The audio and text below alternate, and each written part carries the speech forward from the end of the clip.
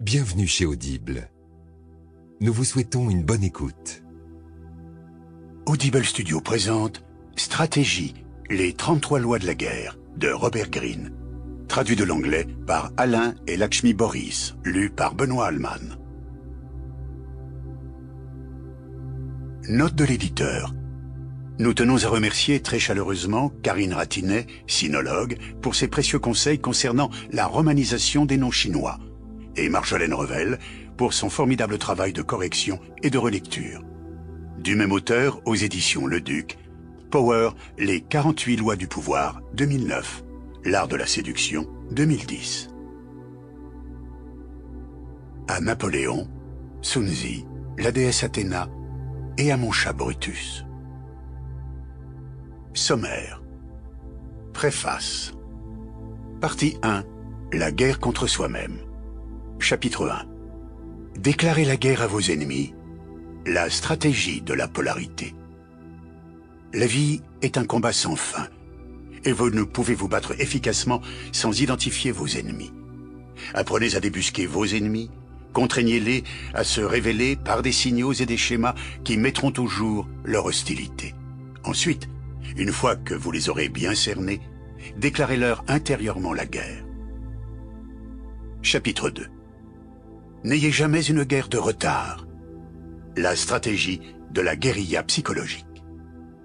En général, ce qui vous empêche d'avancer, c'est le poids du passé.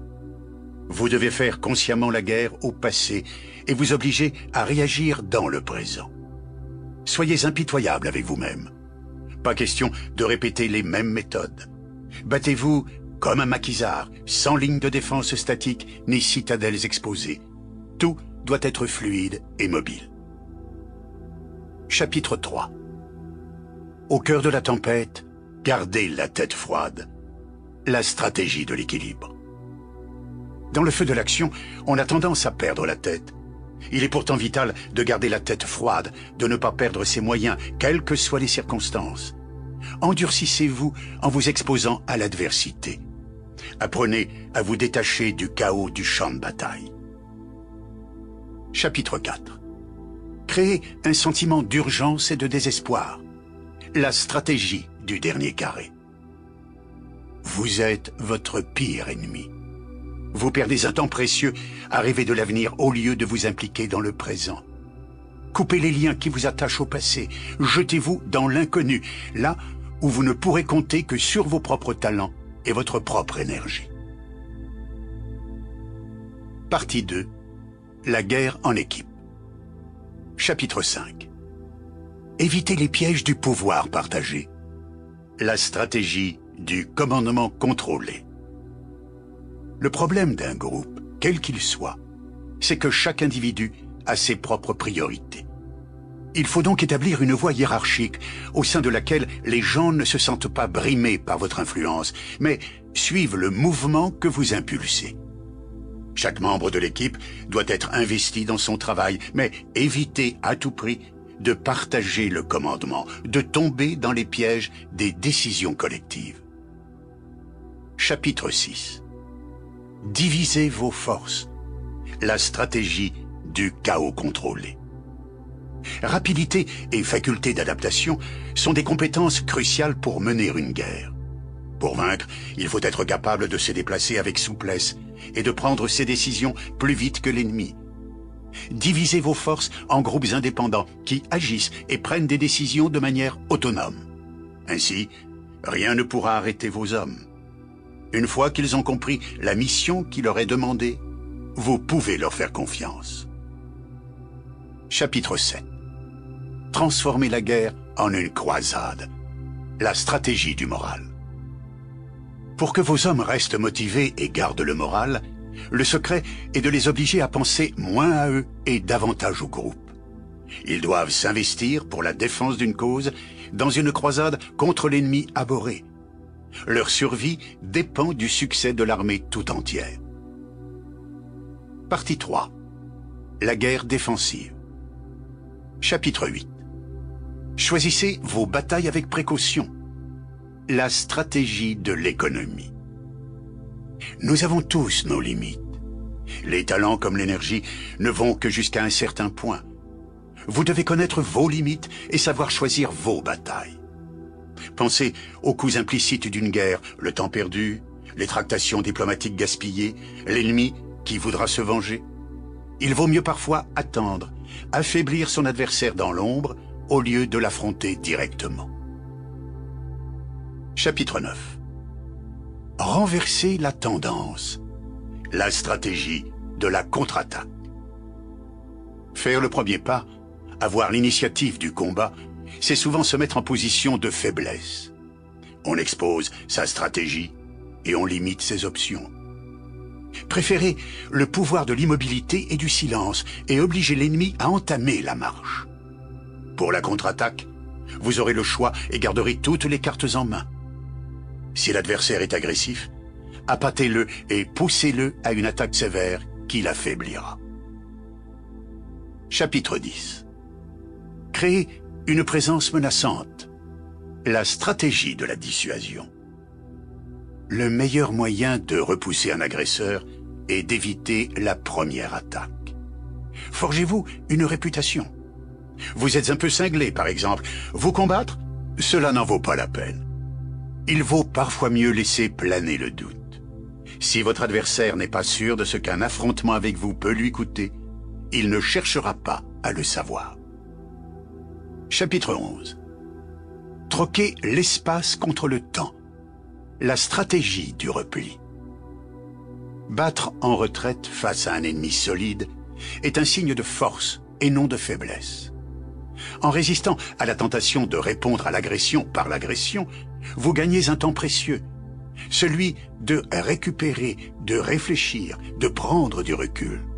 Parfois, on peut accomplir beaucoup en ne faisant rien. Partie 4. La guerre offensive. Chapitre 12. Perdez des batailles, mais gagnez la guerre. La grande stratégie. La grande stratégie est l'art de voir au-delà de la prochaine bataille et de calculer plus loin. Elle demande de se concentrer sur ce but ultime et de tout faire pour l'atteindre. Laissez les autres se perdre dans les batailles mesquines de la vie courante et se féliciter de leurs petites victoires. La grande stratégie est l'unique voie vers la plus belle des récompenses. Avoir le dernier mot. Chapitre 13. Connaissez votre ennemi. La stratégie du renseignement. Moins que l'armée proprement dite, l'esprit qui la guide est la véritable cible de la stratégie. Si vous comprenez comment fonctionne la personne qui dirige l'armée, vous possédez la clé pour la tromper et la contrôler. Entraînez-vous à décrypter les gens, à tenir compte des signaux inconscients qu'ils émettent et qui révèlent leurs pensées et leurs intentions. Chapitre 14. Balayez les résistances par la vitesse et la surprise. La stratégie de la blitzkrieg. Dans un monde où règne indécision et prudence, la vitesse est un atout majeur. En frappant le premier, avant que votre adversaire n'ait eu le temps de réfléchir ou de s'y préparer, vous le déstabilisez, l'inquiétez et l'induisez en erreur. Chapitre 15. Contrôler la dynamique. La stratégie de la manipulation. Les gens s'efforceront toujours de vous contrôler, de vous pousser à agir dans leur intérêt, à fonctionner selon leurs critères. Le seul moyen de garder la main est de pratiquer un pouvoir plus intelligent et plus fin. Au lieu de vouloir contrôler chaque mouvement de votre adversaire, vous devez vous attacher à définir la nature de la relation qui vous lie. Apprenez à maîtriser les pensées de l'autre, à influer sur ses émotions afin de le pousser à l'erreur. Chapitre 16. Visez là où cela fait mal. La stratégie du centre de gravité. Tout pouvoir provient d'une source spécifique. Lorsque vous étudiez vos rivaux, grattez sous la surface pour dénicher cette source, ce pivot, ce centre de gravité qui fait tenir toute la structure. Si vous parvenez à toucher ce point central, vous êtes sûr de faire des dégâts considérables. Trouvez ce que l'adversaire chérit et protège le plus, C'est là que vous devez frapper. Chapitre 17. Diviser pour mieux régner. La stratégie de la conquête par la division. Lorsque vous observez votre ennemi, ne vous laissez pas intimider par les apparences. Tentez plutôt d'examiner les différentes parties qui forment le tout. En les éloignant les unes des autres, en semant la zizanie et la division de l'intérieur, vous pourrez affaiblir, voire anéantir le plus redoutable ennemi. Face à un ennemi ou à un conflit, divisez le tout en petites parties aisément solubles. Chapitre 18. Attaquez le flanc vulnérable de l'adversaire. La stratégie du pivotement. Lorsque vous attaquez directement vos adversaires, vous renforcez leur résistance et cela vous complique la tâche. Il vaut bien mieux que vous détourniez l'attention de l'ennemi pour l'attaquer de côté, là où il ne s'y attend pas. Poussez l'ennemi à prendre des risques, à exposer ses points faibles, puis frappez un grand coup de côté. Chapitre 19. Enveloppez l'ennemi. La stratégie de l'annihilation. Pour vous attaquer ou se venger, les hommes sont prêts à se servir de la moindre faille dans votre défense. N'en laissez paraître aucune, et votre adversaire n'aura aucune prise sur vous. Pour cela, le secret est d'envelopper votre ennemi, de le cerner de tous côtés par une pression insupportable, de polariser son attention et de lui interdire tout accès au monde extérieur. Lorsque vous sentez que votre adversaire s'affaiblit et perd espoir, étranglez-le en resserrant le nœud coulant. Chapitre 20. Mettez votre adversaire en situation de faiblesse. La stratégie du fruit mûr. Même si vous êtes le plus puissant de tous, les batailles interminables sont épuisantes, coûtent cher et sont dépourvues d'imagination. Un bon stratège préfère manœuvrer. Avant même le début de la bataille, il trouve le moyen de mettre son adversaire en position de faiblesse, de façon à ce que la victoire soit rapide et facile. Mettez-le face à des dilemmes. Il a le choix, mais aucune alternative n'est satisfaisante. Chapitre 21. Négocier en avançant. La stratégie de la guerre diplomatique. Avant et pendant les négociations, continuez à faire progresser vos pions, afin que votre opposant reste sous pression et soit obligé d'accepter vos conditions. En obtenant beaucoup de votre adversaire, vous pourrez vous permettre quelques concessions sans importance. Construisez-vous la réputation de quelqu'un de dur et de ferme, afin que les autres s'inquiètent avant même de vous rencontrer. Chapitre 22. Sachez poser le point final. La stratégie de sortie. Vous serez toujours jugé sur l'issue du conflit. Une conclusion précipitée ou incomplète risque d'avoir des conséquences dans les années à venir et peut ruiner votre réputation. Savoir conclure avec art, c'est savoir à quel moment s'arrêter. Le sommet de la sagesse stratégique, c'est d'éviter tout conflit et toute lutte sans porte de sortie. Partie 5. La guerre non conventionnelle ou guerre sale. Chapitre 23. Élaborer un savant mélange de vrai et de faux. Les stratégies de perception. Nul ne peut survivre sans voir ou comprendre ce qui se passe alentour. Il vous faut donc empêcher vos ennemis de savoir ce qu'il advient autour d'eux, y compris ce que vous faites. Nourrissez leurs attentes, fabriquez-leur une réalité à la mesure de leurs désirs, et ils se duperont tout seuls. Lorsque vous contrôlez sa perception de la réalité, vous contrôlez l'individu. Chapitre 24. Soyez imprévisible. La stratégie du contre-pied. Les hommes s'attendent à ce que votre comportement s'inscrive dans des conventions et des schémas qu'ils connaissent. En tant que stratège, votre tâche est de sortir du champ du connu. Commencez par vous comporter de façon ordinaire, afin qu'ils se fassent une certaine image de vous.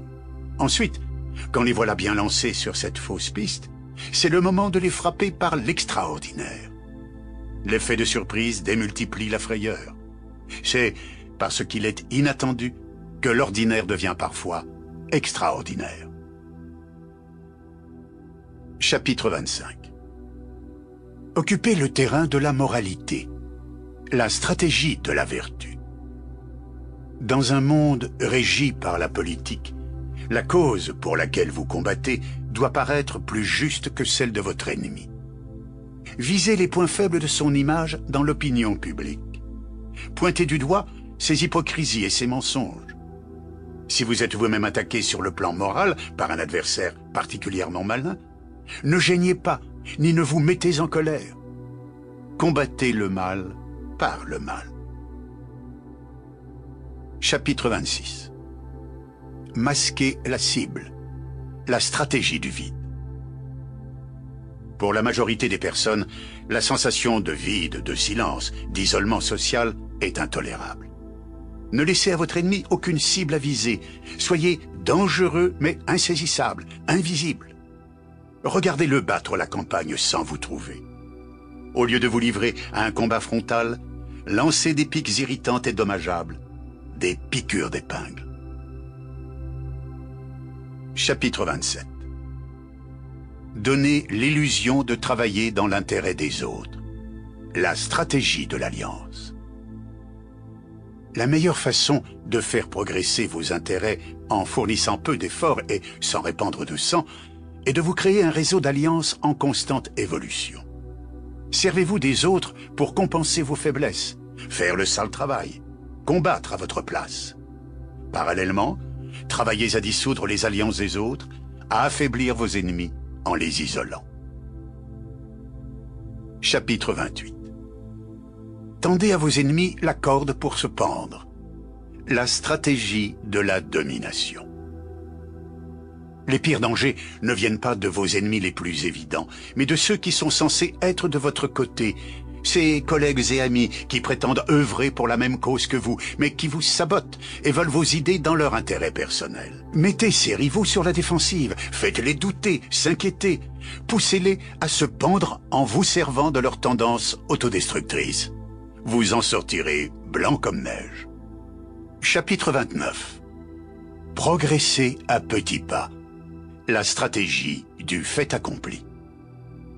Si vous paraissez trop ambitieux, vous attisez l'animosité des autres. Un arrivisme trop évident ou un succès trop rapide éveille la jalousie, la méfiance et le soupçon. Il est souvent préférable de progresser à petits pas, de s'approprier de petits pans de terrain sans éveiller le moindre soupçon. Lorsqu'ils s'en rendront compte, il sera déjà trop tard. Chapitre 30. Pénétrez les esprits. Les stratégies de communication. La communication est en quelque sorte une guerre dont les champs de bataille sont les esprits résistants et impénétrables de ceux et celles que vous cherchez à influencer. Votre but est de contourner, voire d'abattre leur défense afin de prendre le contrôle de leur esprit.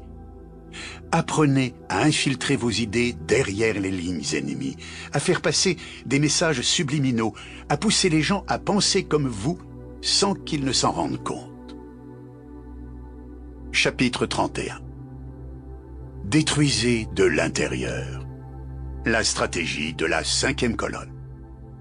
En infiltrant les rangs de l'adversaire, vous œuvrez à sa perte de l'intérieur. Il n'a aucune vraie cible à viser. Vous avez l'avantage ultime. Pour obtenir l'objet de votre convoitise, ne combattez pas ceux qui le possèdent, mais joignez-vous à eux. Vous pourrez alors vous approprier ce que vous briguez ou attendre le bon moment pour un coup d'État. Chapitre 32. Dominez tout en feignant la soumission. La stratégie de la résistance passive. Dans un monde où les considérations politiques sont primordiales, la forme d'agression la plus efficace est celle qui se cache derrière des apparences dociles, voire aimantes. Pour appliquer la stratégie de la résistance passive, il faut caresser l'adversaire dans le sens du poil, n'offrir aucune résistance visible. Dans les faits, vous dominez la situation. Ne vous inquiétez pas. Assurez-vous simplement que votre résistance soit suffisamment masquée pour que vous puissiez aisément la nier. Chapitre 33. Semer incertitude et panique par des actes de terreur. La stratégie de la réaction en chaîne. La terreur est l'ultime moyen de paralyser les personnes qui vous résistent et de détruire leur capacité à planifier une stratégie. Le but d'une campagne de terreur n'est pas de gagner une victoire sur le champ de bataille, mais de provoquer un maximum de chaos afin que l'adversaire, poussé au désespoir, réagisse de façon absurde. La victime d'une stratégie de la terreur doit tout faire pour éviter de succomber à la peur et à la colère. Face à une campagne de terreur, votre ligne de défense sera donc celle de la rationalité. Préface. Nous sommes imprégnés d'une culture qui prône des valeurs démocratiques de justice, de paix et d'altruisme. Très jeunes, nous apprenons que les personnes combatives et agressives en paient toujours le prix. Elles sont impopulaires et mises à l'écart. Ces idéaux d'harmonie et de gentillesse sont véhiculés de façon plus ou moins directe, de par les livres qui nous enseignent les clés du succès, de par les célébrités qui ont réussi et qui affichent leur charme et leur sérénité, de par le politiquement correct qui sature l'espace public. Le problème, c'est que nous sommes entraînés et préparés à la paix et non à ce à quoi nous sommes confrontés dans le monde réel, la guerre. Cette guerre se mène à plusieurs niveaux. Évidemment, nous avons tous des rivaux en face. Le monde est de plus en plus dur, imprégné de compétition. En politique, en affaires et même dans le monde artistique, il est des adversaires qui feraient n'importe quoi pour prendre l'avantage. Toutefois, plus troublants et plus complexes sont les combats à mener contre ceux supposés être de notre côté. Ils jouent apparemment le jeu, font partie de l'équipe, se montrent solidaires et amicaux, mais, en coulisses, sabotent tout et se servent de leur camp pour promouvoir leurs propres intérêts. D'autres, plus difficiles à saisir, jouent le jeu subtil de l'agression passive, proposant des services qui ne viennent jamais, utilisant la culpabilité comme arme secrète. Derrière une façade paisible, cette dynamique du chacun pour soi gangrène la moindre communauté, la moindre relation sociale. Notre culture peut bien refuser cette réalité, favorisant une représentation plus pacifique de la société, mais chacun d'entre nous porte et éprouve les cicatrices de ce combat quotidien. Ce n'est pas que nous soyons tous d'abjects individus incapables de nous montrer à la hauteur d'idéaux de paix et d'altruisme, mais on ne peut s'empêcher d'être ce que nous sommes. Nous avons tous des pulsions agressives qu'on ne peut ignorer ou réprimer. Par le passé, l'individu pouvait attendre du groupe, l'État, la famille, l'entreprise, qu'ils prennent soin de lui. Ce n'est plus le cas.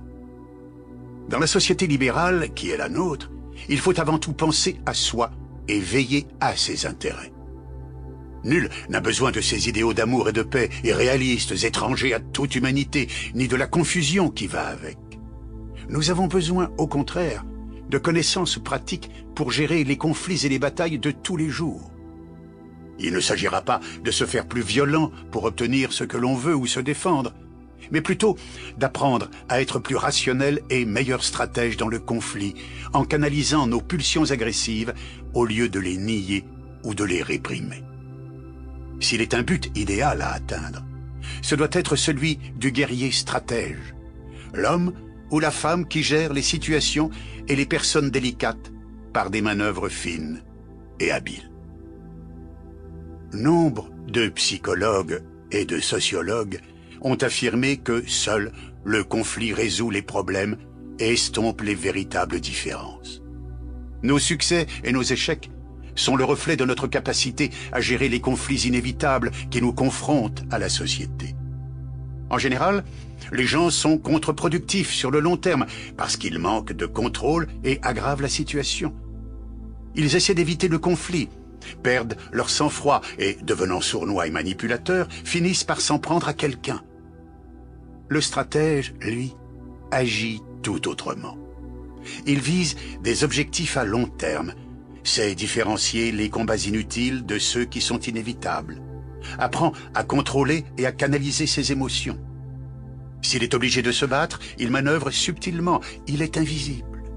Il préserve ainsi ce calme de façade qu'affectionne tant le politiquement correct d'aujourd'hui. Ce modèle de combat rationnel nous vient des guerres organisées où l'art de la stratégie a été inventé et élaboré. À l'origine, la guerre n'avait rien de stratégique. Les batailles entre tribus étaient brutales et consistaient en une sorte de rituel de violence où chaque individu devait faire preuve d'héroïsme. Mais alors que les tribus se sont étendues dans l'espace et constituées en États, il est apparu que la guerre coûtait cher et que ce gaspillage, même pour le vainqueur, menait à l'autodestruction. Il fallait rationaliser tout cela. Le terme « stratège » provient de l'ancien mot grec « stratégos », qui signifie littéralement « chef d'armée ». La stratégie désignait alors l'art de la tactique, du commandement et de la gestion de l'effort de guerre. Le stratégos était celui qui choisissait le type de formation à déployer, le champ de bataille, les manœuvres qui conduiraient à la victoire. Ces connaissances évoluant, les chefs militaires apprirent que plus ils réfléchissaient et planifiaient la guerre, plus ils avaient de chances de la remporter. Des stratégies novatrices pouvaient leur permettre de battre des armées bien supérieures, comme ce fut le cas lorsqu'Alexandre le Grand affronta les Perses. Face à ses adversaires habiles, qui faisaient preuve de tant de stratégie, la pression est montée. Pour garder l'avantage, un général devait être encore meilleur stratège, plus fin et plus intelligent que celui d'en face. Avec le temps, l'art du commandement s'est perfectionné à mesure que nombre de stratégies voyaient le jour. Si le terme de stratégie est d'origine grecque, le concept, quant à lui, est apparu dans toutes les cultures et à toutes les époques. De la Chine antique à l'Europe moderne, les militaires ont établi de solides principes régissant la gestion des aléas de la guerre, la planification d'une stratégie et l'organisation de l'armée. La contre-attaque, le contournement par les flancs, l'encerclement et diverses autres manœuvres militaires ont été utilisés par les armées de Gengis Khan, de Napoléon et de Shaka Zulu.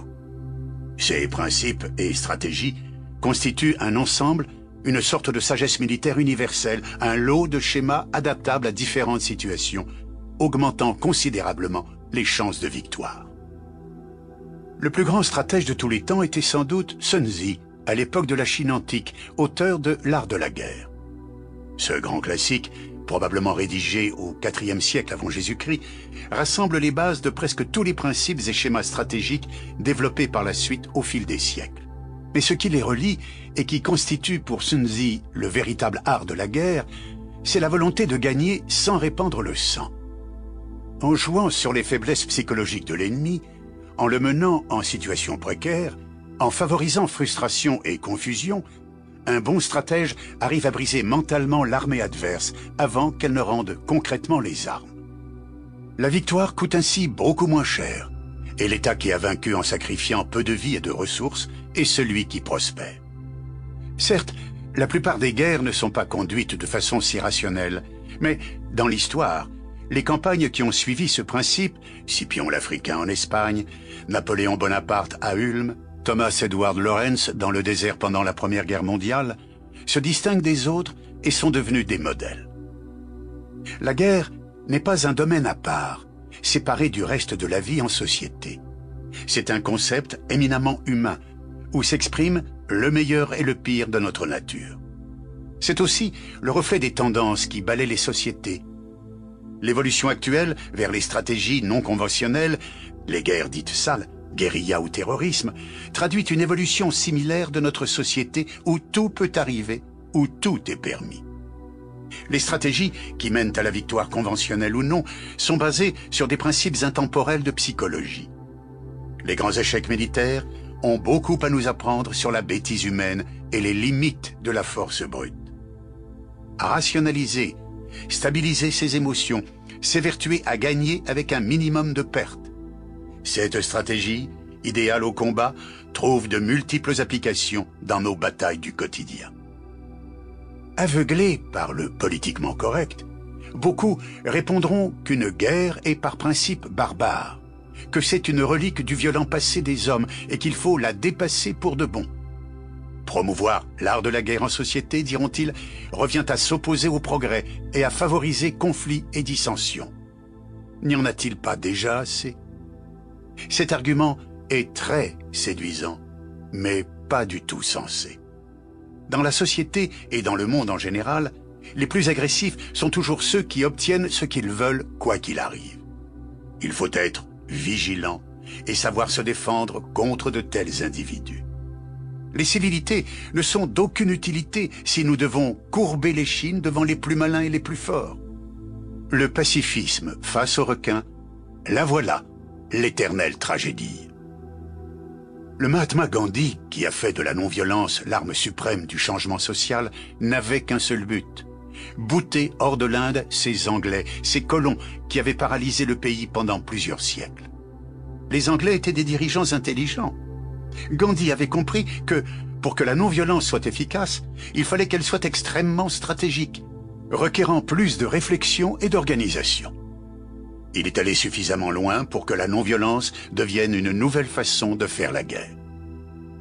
Quelle que soit la valeur que l'on prône, y compris la paix et le pacifisme, il faut vouloir se battre pour cela, viser le résultat, et non simplement cette bonne conscience réconfortante qu'apportent de tels idéaux. Dès lors que vous voulez des résultats, vous êtes dans le domaine de la stratégie. Guerre et stratégie ont une logique inexorable. Quoi que vous désiriez, il faut vous battre pour l'obtenir et vous en donner les moyens. D'autres vous diront que la guerre et la stratégie sont affaires d'hommes, en particulier les plus agressifs ou ceux qui appartiennent à l'élite dirigeante. Ils vous diront que l'étude de la guerre et de la stratégie est machiste, élitiste et répressive, un moyen pour le pouvoir de se perpétuer lui-même. Cet argument est un dangereux non-sens. À l'origine, la stratégie était effectivement réservée à une élite, un général, ses officiers, le roi, une poignée de courtisans. Les soldats n'étaient pas au fait de la stratégie, qui ne les aurait pas aidés sur le champ de bataille. Il n'était pas prudent en outre de leur donner les moyens d'organiser une mutinerie ou une rébellion. À l'époque de la colonisation, ce principe a été poussé à son comble. Les indigènes des colonies européennes étaient engagés dans l'armée et faisaient le travail de la police. Mais même ceux qui avaient gravi les échelons les plus hauts de la hiérarchie militaire étaient soigneusement maintenus à l'écart des réunions stratégiques. Il était trop risqué de les mettre au courant. Mais il est absurde, aujourd'hui, d'abandonner la stratégie et la connaissance militaire aux mains des élites qui n'en seront que plus puissantes. Si la stratégie est l'art d'obtenir des résultats et de mettre en pratique des idées, alors elle devrait être étendue au plus grand nombre, surtout à ceux que l'on a traditionnellement maintenus à l'écart du pouvoir, et notamment les femmes. Dans la plupart des mythologies, les dieux de la guerre sont des femmes, comme l'Athéna de l'Antiquité grecque. Une femme qui ne s'intéresse ni à la stratégie ni à la guerre est victime d'un conditionnement social, voire politique, et non d'un déterminisme biologique. Plutôt que de résister à la nécessité stratégique et aux vertus de la guerre rationnelle, ou de penser que c'est indigne de vous, il vaut bien mieux s'y confronter. Cela facilite la vie sur le long terme, la rend plus paisible et productive. Vous saurez jouer le jeu et gagner sans violence. L'ignorer ne conduit qu'à la confusion et à l'échec. Voici 6 idées fondamentales à mettre en œuvre au quotidien pour devenir un bon stratège. Regardez les choses telles qu'elles sont et non telles que vos émotions vous les font percevoir. En stratégie, il faut considérer ces réactions émotionnelles comme une maladie à traiter. La peur vous fera surestimer l'ennemi et agir de façon disproportionnée. La colère et l'impatience vous feront réagir brutalement, sans songer aux conséquences. La suffisance, surtout après plusieurs succès, vous emmènera trop loin, trop vite. L'amour vous rendra aveugle aux manœuvres perfides de ceux qui sont censés être de votre côté. Les gradations les plus subtiles de ces émotions déterminent votre façon de voir les choses. La seule solution est de reconnaître que l'influence de l'émotion est inévitable d'en prendre conscience quand elle arrive et de savoir la compenser. Lorsque vous réussissez, redoublez de prudence.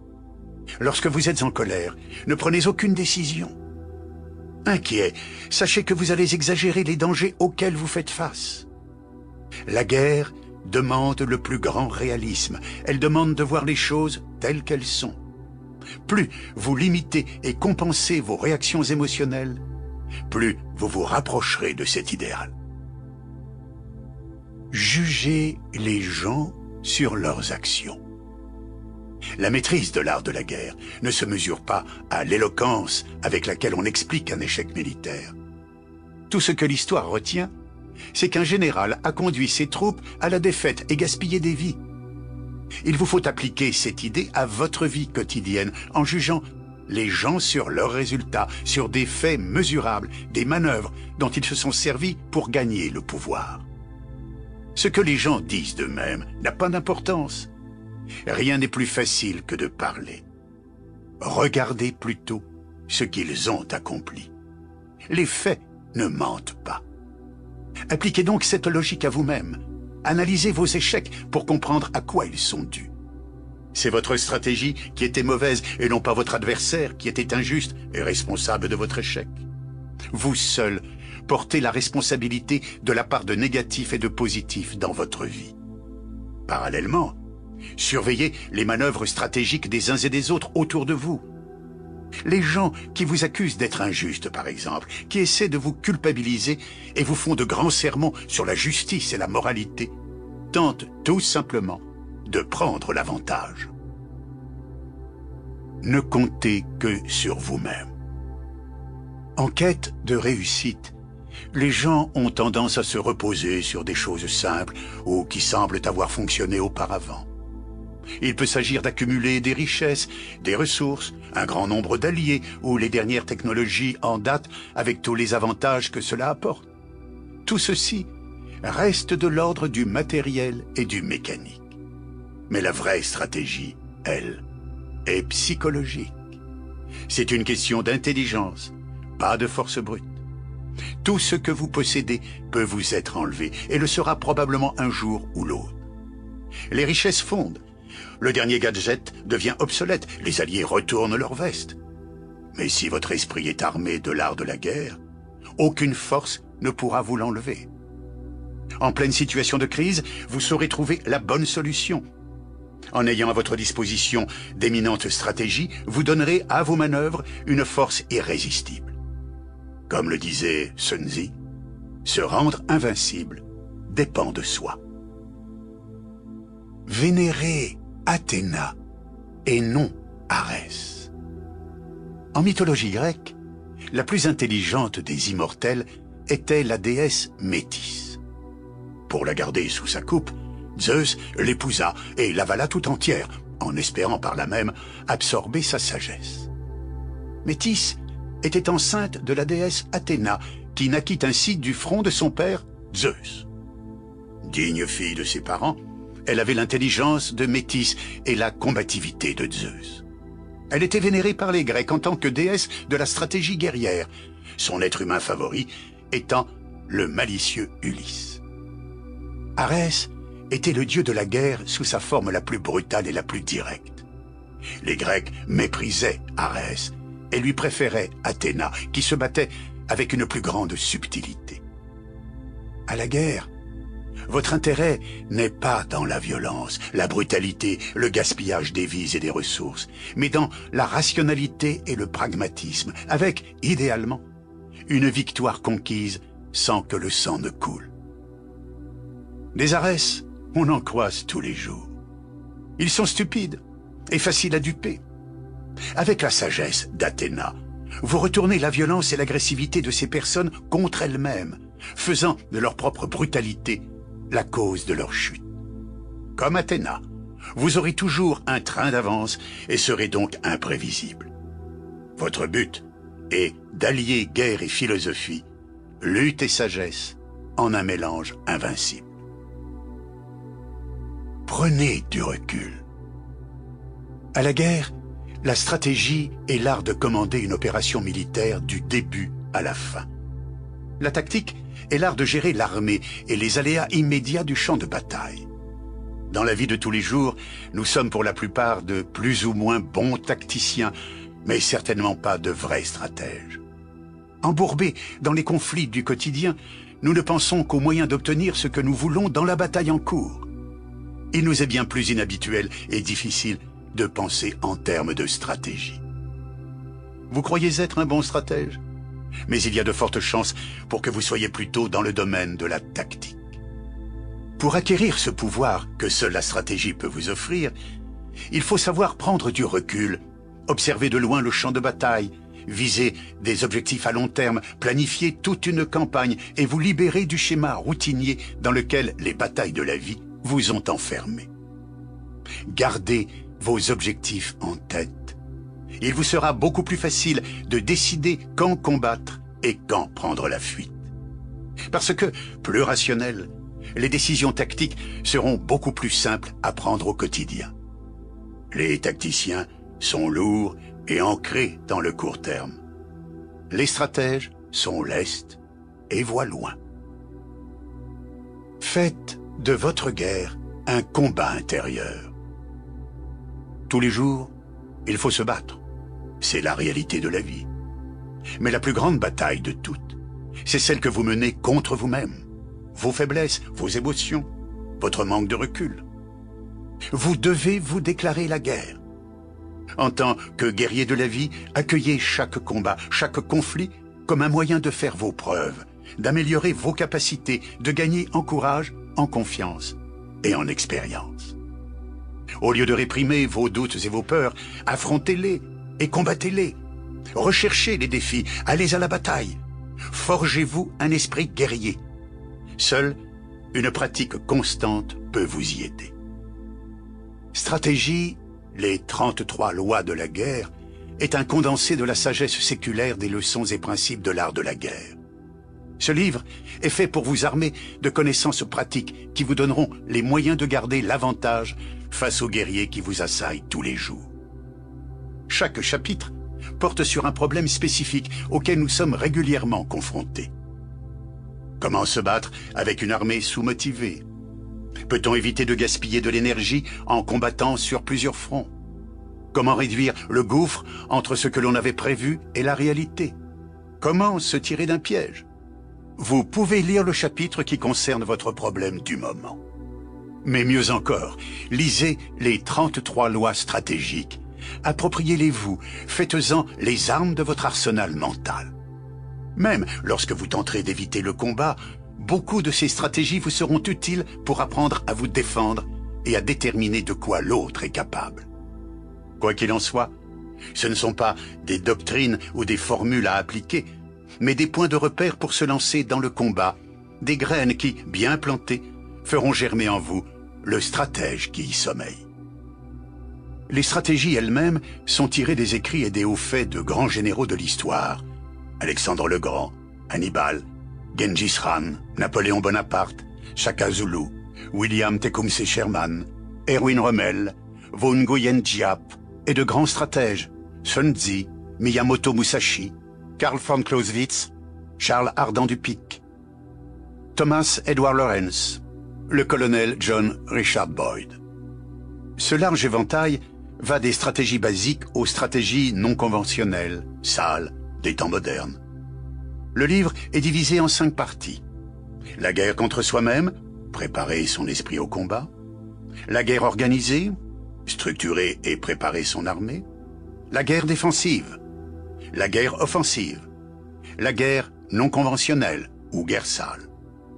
Chaque chapitre est illustré d'exemples historiques tirés des grands combats de l'histoire, mais aussi de la politique, Margaret Thatcher, de la culture, Alfred Hitchcock, des sports, Mohamed Ali, du monde des affaires, John Davison Rockefeller. Cela montre bien le lien étroit qui relie le domaine de la guerre à la vie de tous les jours. Ces stratégies peuvent être appliquées à des combats de tous niveaux, la guerre organisée, la concurrence en affaires, la politique d'un groupe et même les relations individuelles. Finalement, la stratégie est un art qui exige non seulement une manière de penser différente, mais aussi une autre approche de la vie en général. Un gouffre sépare trop souvent nos idées et connaissances d'un côté et nos expériences quotidiennes de l'autre. Nous intégrons des informations futiles qui occupent de l'espace mental sans servir aucunement. Nous lisons des livres divertissants, mais sans aucun rapport avec notre quotidien. Nous avons d'éminentes idées que nous ne mettons pas en pratique, mais nous avons aussi beaucoup d'expériences potentiellement enrichissantes que nous n'analysons pas suffisamment, dont on ne s'inspire pas, dont on ne tire aucune leçon. La stratégie maintient les deux domaines en contact permanent. C'est la connaissance pratique sous sa forme la plus haute. Les événements de la vie courante n'ont aucun sens si vous ne les analysez pas de manière approfondie. Les idées contenues dans les livres vous sont inutiles si elles ne trouvent pas d'application au quotidien. En stratégie, la vie est comme un jeu auquel on se prête. Ce jeu est très excitant, mais demande aussi beaucoup d'attention et de sérieux. Les enjeux sont énormes. Ce que vous savez doit être mis en pratique et chaque action doit vous apprendre quelque chose. La stratégie devient alors un défi sans cesse renouvelé et la source constante du plaisir que l'on éprouve à surmonter les difficultés et à résoudre les problèmes. Dans ce monde où les dés sont pipés, il faut avoir un tempérament de fer, une armure à l'épreuve des coups du sort et des armes pour tracer son chemin contre les autres. La vie est une longue bataille, un combat de tous les instants. Voltaire a bien raison de dire que si nous réussissons, c'est à la pointe de l'épée, et que quand nous mourrons, nous aurons encore l'épée à la main. Arthur Schopenhauer, Pensées et fragments, 1851. N'est-ce pas un temps de corvée que le mortel vit sur terre, et comme jour de saisonnier que passent ses jours? Job, chapitre 7, verset 1. Cui desiderat pacem, praeparet bellum. Si tu veux la paix, prépare la guerre. Végès, Publius Flavius, Vegetius, Renatus, Rei militaris, instituta. La stratégie est un système d'expédients. Elle est plus qu'une science. Elle est la transmission du savoir dans la vie pratique, le perfectionnement de la pensée capable de modifier l'idée directrice primitive conformément aux situations sans cesse modifiées. C'est l'art d'agir sous la pression des circonstances les plus difficiles. Helmut von Moltke, sur la stratégie. École de guerre, Paris, 1909. Allons, mon fils chéri, souviens-toi de ta prudence, de ton habileté, afin de ne pas laisser échapper le prix. Le bûcheron doit plus à son adresse qu'à sa force. C'est par la prudence qu'un pilote dirige sur le sombre océan un navire agité par les vents. Et c'est aussi par son habileté que l'écuyer doit l'emporter sur son rival. Celui qui se confie imprudemment à son char et à ses coursiers erre çà et là dans la plaine. Ses chevaux s'égarent dans la lice, et il ne lui est plus possible de les retenir. Mais celui qui agit avec soin, quoique conduisant des chevaux inférieurs, regarde sans cesse la borne, tourne auprès, tient les rênes d'une main sûre et observe celui qui le devance pour le surpasser. Homère, l'Iliade, traduction Eugène Barreste, 1843. Qu'il, le yogi, s'élève donc et qu'il ne s'abaisse pas, car l'esprit de l'homme est tantôt son allié, tantôt son ennemi. Il est l'allié de celui qui s'est vaincu soi-même, mais par inimitié, pour ce qui n'est pas spirituel, l'esprit peut agir en ennemi.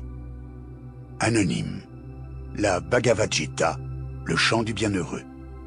Poème épique indien, traduit du sanskrit par Émile Louis Bournouf, Librairie de l'art indépendant, Paris, 1861. Minerve ou Pallas?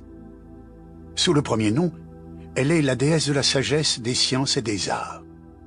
Sous le second, celle de la guerre. Minerve sortit tout armée du cerveau de Jupiter. Pacifique à la fois et belliqueuse, elle chérissait l'olivier autant que le laurier. Neptune lui disputa l'honneur de donner un nom à la nouvelle ville de Cécrops. Il crut l'emporter sur elle en faisant sortir de la terre, avec son trident, un superbe coursier. Minerve, d'un coup de sa lance, en fit naître l'arbre de la paix tout en fleurs, et Cécropie fut nommée Athènes, du nom grec de la savante déesse. Ses favoris, ses véritables héros, sont les héros pacifiques. Joseph Brunel, cours de mythologie, Tournachon-Molin, Lyon, 1807.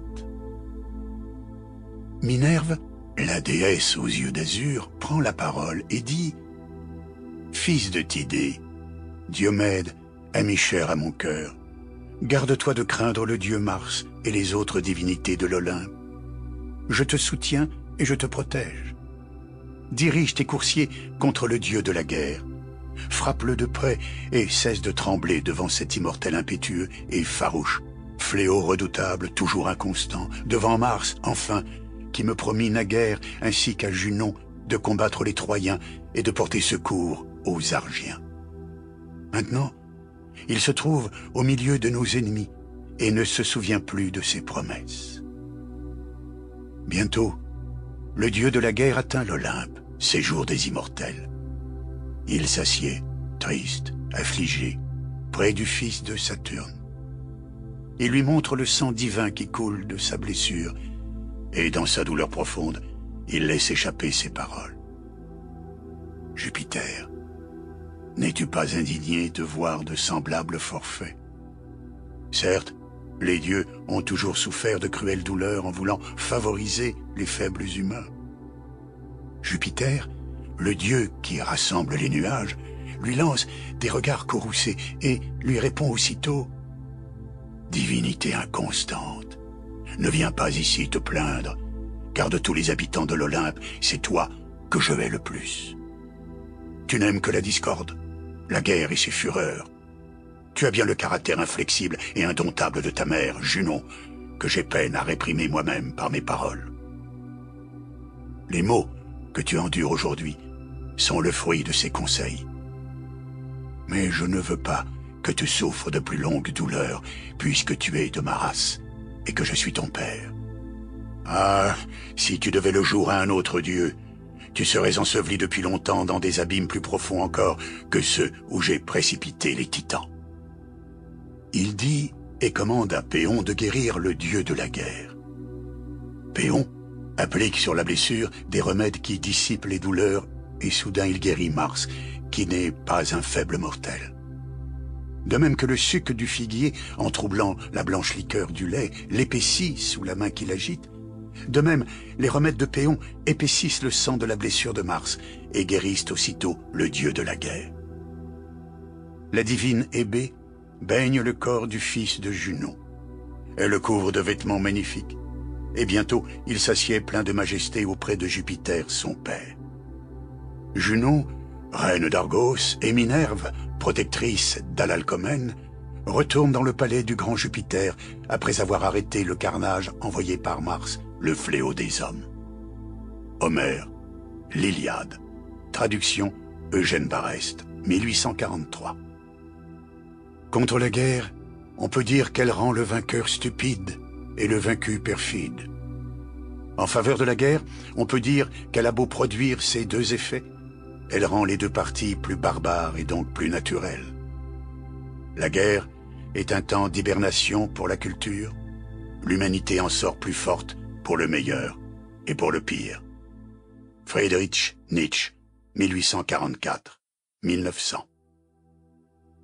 Sans la guerre, l'homme se vautre dans le confort et l'aisance. Il perd son aptitude à avoir des pensées et des sentiments élevés. Il devient cynique et sombre dans la barbarie. Fyodor Dostoïevski, 1821-1881. C'est la nature qui a dicté cette règle. Celui qui est incapable de se défendre lui-même ne doit pas être défendu. Ralph Waldo Emerson, 1803-1882. Partie 1. La guerre contre soi-même. La guerre et le conflit se conduisent et se gagnent par la stratégie. Visualisez-la comme une série de lignes et de flèches indiquant un but. Obtenir un certain statut, se débarrasser d'un obstacle, encercler et détruire un ennemi. Mais avant que de diriger ces flèches vers ses adversaires, il faut commencer par les diriger vers soi. Le mental est le point de départ de toute guerre et de toute stratégie. Un esprit facilement débordé par ses émotions, ancré dans le passé et non dans le présent, ne sachant pas être lucide dans l'urgence, sera forcément incapable de mettre en place des stratégies efficaces. Pour devenir bon stratège, 3 étapes doivent être franchies. D'abord, il faut prendre conscience des faiblesses et des défauts qui, parfois, prennent le dessus sur le mental et pervertissent les facultés. Ensuite, se déclarer la guerre à soi-même pour avancer. Enfin, se battre sans relâche contre ses ennemis, en appliquant des stratégies bien précises. Les 4 chapitres suivants vous feront prendre conscience des désordres qui perturbent encore probablement votre esprit, et ils vous arment de stratégies spécifiques pour les éliminer. Ces chapitres sont des flèches à diriger contre vous-même. Une fois que vous les aurez bien assimilés, dans la théorie comme dans la pratique, ils serviront à vous corriger dans tous les combats à venir, afin de libérer le grand stratège qui sommeille en vous. Chapitre 1. Déclarez la guerre à vos ennemis. La stratégie de la polarité.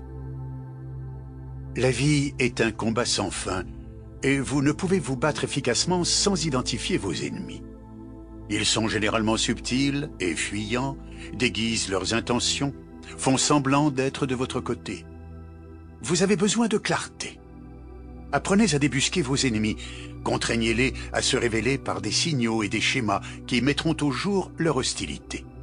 Ensuite, une fois que vous les aurez bien cernés, déclarez-leur intérieurement la guerre.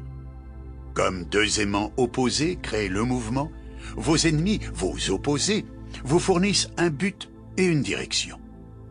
Parce qu'ils sont sur votre chemin, parce qu'ils représentent tout ce que vous détestez, parce qu'ils vous font obstacle, vos ennemis sont source d'énergie. Ne soyez pas naïfs.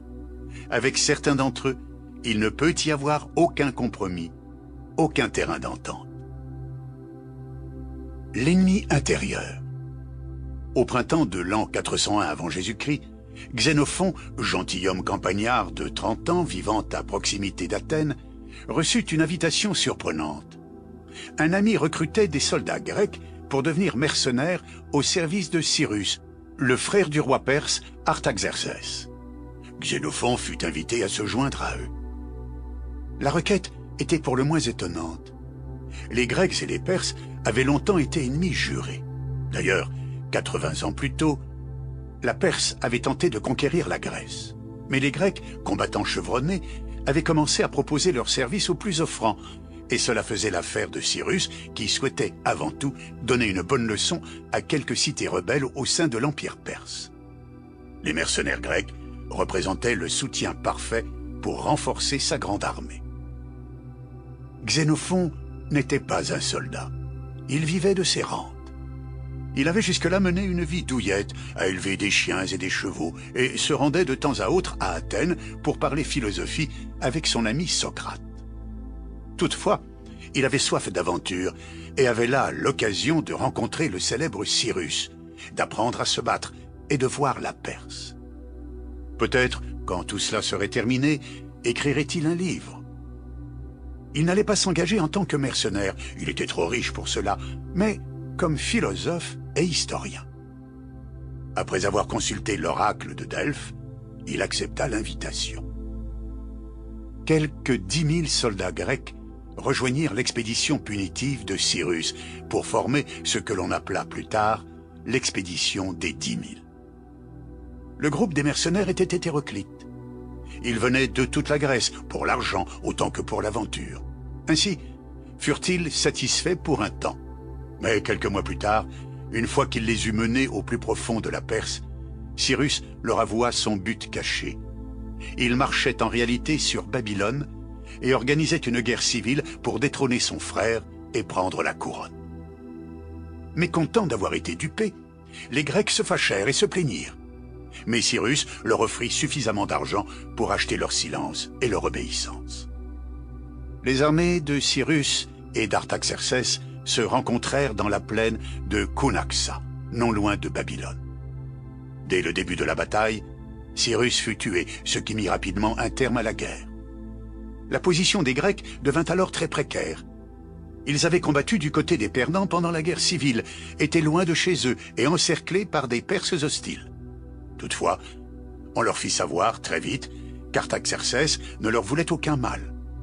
Son unique souhait était qu'ils quittent le pays le plus vite possible. Il leur envoya même un émissaire, le général et futur satrape Tissaphernes, pour les approvisionner et les escorter jusqu'en Grèce. Ainsi, conduits par Tissaphernes et l'armée perse, les mercenaires entamèrent leur long périple de retour. Ils avaient 2500 kilomètres à parcourir. Quelques jours après cette remise en route, les Grecs eurent de nouveaux sujets d'inquiétude. Les provisions fournies par les Perses étaient insuffisantes, et la route que Tissaphernes leur faisait prendre posait problème. Pouvaient-ils vraiment faire confiance aux Perses? Ils commencèrent à en débattre entre eux. Le commandant grec, Cléarque, exprima les inquiétudes de ses hommes à Tissaphernes, qui se montra compréhensif. Cléarque devait amener ses capitaines pour une rencontre en terrain neutre. Les Grecs exprimeraient leurs griefs et les deux parties pourraient parvenir à un accord. Cléarque accepta et revint le jour suivant avec ses officiers à l'heure et au lieu convenu. Là, un important contingent de Perses les encerclèrent et les arrêtèrent. Ils furent décapités le jour même. Un homme parvint à s'échapper et à prévenir les Grecs de la traîtrise des Perses. Ce soir-là, le camp grec fut une véritable désolation. Les uns se querellaient, tandis que les autres s'effondraient sur le sol, ivres-morts. Certains pensèrent à fuir, mais sans leur chef, ils étaient perdus. Cette nuit-là, Xénophon, qui s'était tenu à l'écart pendant toute l'expédition, fit un rêve. Un éclair envoyé par Zeus foudroyait la maison de son père. Il se réveilla en sueur. Soudain, cela lui sauta aux yeux. Les Grecs avaient la mort aux trousses et restaient pourtant là, à tourner en rond, à se désespérer, à geindre et à se plaindre. Le problème se trouvait dans leur tête. Se battant pour de l'argent plutôt que pour une bonne cause, incapables de distinguer l'ami de l'ennemi, ils s'étaient perdus. Ce n'étaient pas seulement des montagnes et des fleuves, ni même l'armée perse qui les séparait de chez eux, mais la confusion qui régnait dans leur esprit. Xénophon était trop fier pour mourir ainsi. Ce n'était pas un militaire, mais il connaissait la philosophie et les hommes, et pensait sincèrement que, si les Grecs se concentraient sur leurs ennemis, ils seraient beaucoup plus alertes et créatifs. S'ils se focalisaient sur l'inqualifiable trahison des Perses, ils se mettraient en colère, et cette colère les motiverait. Ils devaient cesser de se comporter en mercenaires passifs et redevenir les célèbres Grecs, les adversaires de ces païens de Perse. Ils avaient besoin de clarté et d'un but. Xénophon décida d'être cet éclair de Zeus, qui réveillerait les hommes et éclairerait leur route. Il réunit tous les survivants et exposa son plan. Nous allons déclarer la guerre aux Perses sans pourparler, plus question de négocier ou de débattre. Nous n'allons plus perdre de temps à nous disputer et à nous accuser les uns les autres. Toute notre énergie devra être consacrée à la lutte contre les Perses. Nous allons être inventifs, inspirés par nos ancêtres qui ont combattu à Marathon une armée beaucoup plus importante. Nous brûlerons notre convoi, quitterons l'endroit et nous déplacerons vite. Pas un instant, nous ne baisserons la garde ni n'oublierons les dangers autour de nous. Ce sera nous ou eux, la vie ou la mort, le bien ou le mal. Quiconque se permettra de grands discours pour nous troubler, nous le déclarerons trop stupide et lâche pour être de notre côté et nous le chasserons. Laissons les Perses faire de nous des hommes sans pitié. Nous n'aurons qu'une idée en tête, rentrer vivants. Les officiers savaient que Xénophon avait raison. Lorsque le jour suivant, un envoyé perse vint les voir, se présentant comme un ambassadeur entre eux et Artaxerxès, il fut, suivant les conseils de Xénophon, rapidement et brutalement chassé. Dorénavant, c'était la guerre et rien d'autre. Excités par l'action, les Grecs élurent leur chef, entre autres Xénophon, et entamèrent le retour vers leur patrie. Ne pouvant compter que sur leurs propres moyens, ils apprirent rapidement à s'adapter au terrain, à éviter les batailles, à se déplacer de nuit. Ils esquivèrent les Perses et les semèrent en franchissant un col décisif avant d'être rattrapés. Dès lors, avant qu'ils n'atteignent la Grèce, il leur restait à affronter beaucoup de tribus ennemies, mais les redoutables Perses étaient maintenant derrière eux. Au bout de plusieurs années, presque tous rentrèrent vivants en Grèce. Interprétation. La vie est une lutte permanente, et vous vous retrouverez constamment dans des situations délicates, des relations destructrices, des engagements risqués. Votre façon d'affronter ces difficultés déterminera votre destin. Comme le disait Xénophon, qu'importent les rivières, les montagnes, les autres. Le seul obstacle, c'est vous-même. Si vous êtes égaré et confus, si vous perdez votre but, si vous ne faites pas la différence entre l'ami et l'ennemi, vous ne pouvez vous en prendre qu'à vous-même. Soyez en permanence sur le pied de guerre. Tout dépend de votre état d'esprit et de votre façon de voir le monde. Un changement de perspective peut transformer un mercenaire passif et brouillon en un combattant motivé et créatif. Nous sommes déterminés par nos relations avec les autres.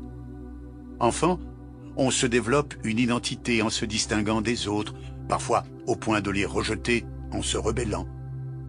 Plus vous êtes capable de reconnaître ce que vous ne voulez pas être, mieux votre identité et votre but sont alors définis. Sans cette polarité, sans un ennemi à combattre, vous êtes aussi perdu que les mercenaires grecs. Trompés par les manipulations des autres, vous hésitez au moment fatal et vous vous embrouillez dans des disputes et des débats stériles. Concentrez-vous sur un ennemi. Cela peut être quelqu'un qui vous barre le chemin ou vous cause du tort, secrètement ou ouvertement. Ce peut être quelqu'un qui vous a blessé ou qui s'est montré déloyal. Ce peut être une valeur ou une idée que vous méprisez et que vous percevez chez un individu ou un groupe. Ce peut être une abstraction, la bêtise, la suffisance, le matérialisme.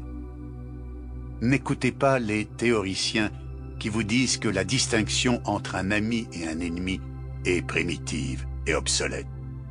Ils ne font que déguiser leur peur du conflit derrière une façade chaleureuse. Ils tentent de vous mettre hors course, de vous transmettre la mollesse qui les afflige. L'esprit clair et motivé, vous pouvez vous permettre de vraies amitiés et de vrais compromis. L'ennemi est l'étoile polaire qui vous guide. En suivant cette direction, vous pouvez enfin partir au combat. Celui qui n'est pas avec moi est contre moi. Luc, chapitre 11, verset 23. L'ennemi extérieur. Au début des années 1970, le système politique britannique s'était installé dans un schéma d'une impressionnante régularité. Lorsque le Parti travailliste gagnait une élection, la suivante était remportée par le Parti conservateur, et inversement. Le pouvoir allait et venait, sagement, entre gens comme il faut. De fait, les deux partis avaient fini par se ressembler. Mais lorsque les conservateurs perdirent en 1974, certains en eurent assez. Voulant changer les choses, ils demandèrent à Margaret Thatcher de prendre la tête du parti. Celui-ci était divisé cette année-là. Thatcher en tira profit et gagna les élections au sein du parti. Margaret Thatcher ne ressemblait à aucun autre politicien. Femme dans un monde d'hommes, elle s'affirmait fièrement issue de la petite classe moyenne, elle était fille d'épicier, au sein du parti traditionnel de l'aristocratie. Elle était vêtue avec soin, ressemblant plus à une femme au foyer qu'à une figure politique. Elle n'avait jamais eu un grand rôle au Parti conservateur. À vrai dire, elle était trop de droite pour cela. Mais le plus surprenant était son style. Là où les autres politiciens se montraient doux et conciliants, elle affrontait ouvertement ses adversaires, les attaquant directement. Elle aimait en découdre. La plupart des politiciens virent l'élection de Thatcher comme un coup du hasard et ne s'attendait pas à ce qu'elle dure sur la scène politique. Au cours de ses premières années à la tête du parti, lorsque les travaillistes étaient au pouvoir, elle ne fit pas grand-chose pour changer leur opinion. Elle vilipendait le système socialiste qui, selon elle, avait étouffé tout sens de l'initiative et était responsable du déclin de l'économie britannique. En période de détente, elle critiqua vivement l'Union soviétique. Puis, pendant l'hiver 1978-1979, plusieurs syndicats publics se mirent en grève. Thatcher partit au combat accusant le Parti travailliste et le Premier ministre, James Callaghan, d'en être responsables. C'étaient des discours crus, incisifs, parfaits pour la une du soir, mais pas vraiment pour gagner des élections. Il fallait être doux avec les électeurs, les rassurer et non les effrayer. C'est en tout cas ce que l'on pensait à l'époque. En 1979, le Parti travailliste appela à une élection générale. Thatcher ne lâchait pas prise. Cette élection était pour elle une croisade contre le socialisme et la dernière chance pour la Grande-Bretagne de se moderniser. Callaghan était la caricature du gentil politicien, mais avait Thatcher dans son collimateur. Il n'éprouvait que du mépris pour cette ménagère reconvertie en politicienne et lui retourna le feu. Il était d'accord pour dire que cette élection était critique car si Thatcher la gagnait, l'économie britannique irait droit au crash. Cette stratégie connut une certaine efficacité. Thatcher effrayait beaucoup d'électeurs et les sondages la classaient en dessous de Callaghan. Pourtant, parallèlement, sa rhétorique et les réponses de Callaghan polarisèrent l'électorat et l'on put enfin faire une vraie différence entre les deux partis. Ayant réussi à diviser le public entre gauche et droite, elle fonça dans la brèche, attirant l'attention des derniers indécis. Elle gagna largement. Thatcher avait conquis l'électorat, mais désormais, en tant que Premier ministre, il allait falloir baisser d'un ton, panser les plaies. D'après les sondages, c'était ce dont les Anglais avaient désespérément besoin. Mais Thatcher, évidemment, fit le contraire et adopta des coupes budgétaires encore plus importantes que celles annoncées durant sa campagne. Comme ses politiques étaient dépassées, l'économie vacilla effectivement, ainsi que l'avait prédit Callaghan, et l'on vit décoller le nombre de chômeurs. Les hommes du parti de Thatcher, ceux qui l'avaient cautionné pendant des années, mirent publiquement en cause ses capacités. Ces hommes, qu'elle traitait de poules mouillées, étaient les plus respectés du parti conservateur. C'était la panique totale. Elle conduisait le pays vers un désastre économique sans précédent qui allait leur coûter leur carrière. La réponse de Thatcher fut sans appel. Elle se débarrassa d'eux immédiatement. Elle n'hésitait pas à bousculer les gens. Le nombre de ses ennemis augmentait chaque jour et ses résultats dans les sondages dégringolaient. L'élection suivante allait pour sûr avoir raison d'elle. Cependant, en 1982, de l'autre côté de l'Atlantique, la junte militaire au pouvoir en Argentine, cherchant à détourner l'attention de la population de tous ses problèmes, envahit les îles Malouines, possession britannique que l'Argentine avait toujours plus ou moins réclamée. Les militaires de la junte étaient certains que le gouvernement britannique leur abandonnerait ces îles perdues et reculées.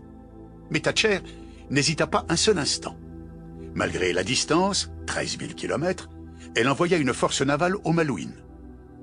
Les dirigeants du Parti travailliste poussèrent de hauts cris et dénoncèrent une guerre coûteuse et inutile. Beaucoup de conservateurs étaient terrifiés. Si cette tentative pour récupérer les îles Malouines échouait, le parti serait ruiné. Thatcher était plus seule que jamais. Mais désormais, les gens voyaient ses qualités, autrefois si insupportables, sous un nouveau jour. Son obstination devenait du courage, de la noblesse. Comparée aux hommes carriéristes, indécis et couards qui l'entouraient, Thatcher paraissait confiante et décidée. Les Britanniques réussirent à récupérer les Malouines. Pour Thatcher, ce fut une grande victoire. Brusquement, les problèmes économiques et sociaux furent oubliés. Thatcher dominait désormais la scène et écrasa le Parti travailliste aux 2 élections suivantes. Interprétation. Margaret Thatcher avait un profil totalement atypique. une femme issue de la classe moyenne et ultralibérale. La Grande-Bretagne n'avait jamais vu ça. Souvent, quand on est étranger, on cherche à s'intégrer, mais on y perd son identité, ce qui fait sa différence, ce qui fait aussi que l'on se fait remarquer. Si Thatcher était devenue comme ces hommes autour d'elle, elle aurait simplement été remplacée par un autre.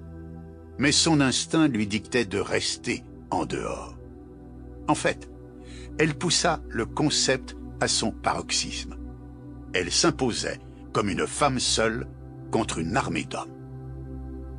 À chaque étape, pour obtenir le contraste frappant qu'elle souhaitait, Thatcher pointait du doigt un adversaire, les socialistes, les poules mouillées, les Argentins. Sans ses ennemis, elle n'aurait pu avoir cette image de femme déterminée, puissante, patriote. Thatcher ne cherchait pas la popularité éphémère et superficielle. Les experts sont souvent obsédés par les sondages d'opinion, mais dans la tête des gens, ce qui, pour un politicien, est un véritable champ de bataille, mieux vaut être remarquable qu'aimable. Tant pis si certains vous détestent. On ne peut pas plaire à tout le monde.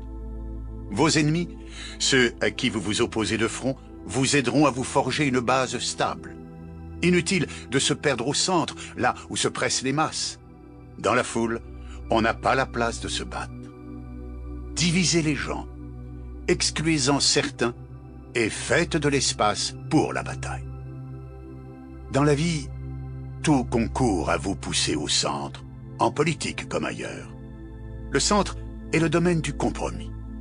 Bien sûr, il faut savoir s'entendre avec les autres, mais ce n'est pas sans danger. En cherchant toujours la conciliation, on oublie qui l'on est et l'on se noie dans la mêlée. Considérez-vous au contraire comme un combattant, seul, encerclé par vos ennemis. Cette lutte constante vous garde fort et en alerte. Elle aide à définir ce en quoi vous croyez, pour vous comme pour les autres. N'hésitez pas à contrer radicalement les gens. Sans antagonisme, pas de bataille, et sans bataille, pas de victoire. Ne vous laissez pas piéger par le besoin d'être aimé.